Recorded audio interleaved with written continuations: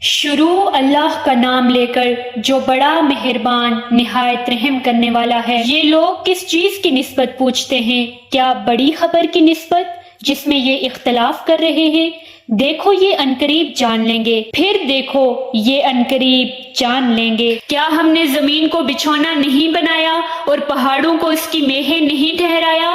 بے شک بنایا، اور تم کو جوڑا جوڑا بھی پیدا کیا، اور نیند کو تمہارے لیے موجب آرام بنایا، اور رات کو پردہ مقرر کیا، اور دن کو معاش کا وقت قرار دیا، اور تمہارے اوپر 7 مضبوط آسمان بنائے، اور آفتاب کا روشن چراغ بنایا، اور نچڑتے بادلوں سے موسلا دھار میں برسایا تاکہ اس سے اناج اور سبزہ پیدا کریں، اور گھنے گھنے باغ۔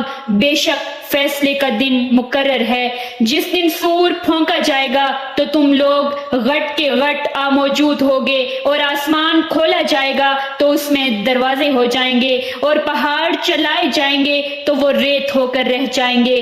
بے شک دوزخ گھات ہے، یعنی سرکشوں کا وہی ٹھکانہ ہے، اس میں وہ مدتوں پڑے رہیں گے، وہاں نہ ٹھنڈک کا مزہ چکھیں گے، نہ کچھ پینا نصیب ہوگا مگر گرم پانی اور بہتی پیپ۔ یہ بدلہ ہے پورا پورا۔ یہ لوگ حساب آخرت کی امید ہی نہیں رکھتے تھے، اور ہماری آیتوں کو جھوٹ سمجھ کر جھٹلاتے رہتے تھے، اور ہم نے ہر چیز کو لکھ کر ضبط کر رکھا ہے، سو اب مزہ چکھو، ہم تم پر عذاب ہی بڑھاتے جائیں گے۔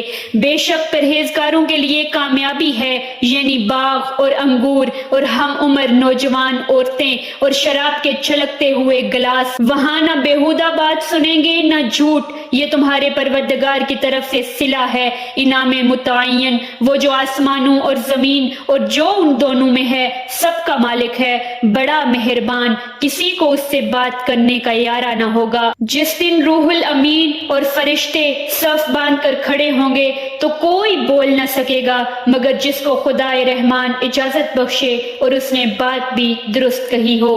یہ دن برحق ہے، پس جو شخص چاہے اپنے پروردگار کے پاس ٹھکانہ بنا لے۔ ہم نے تم کو عذاب سے جو عنقریب آنے والا ہے آگاہ کر دیا ہے، جس دن ہر شخص ان اعمال کو جو اس نے آگے بھیجے ہوں گے دیکھ لے گا، اور کافر کہے گا کہ اے کاش میں مٹی ہوتا۔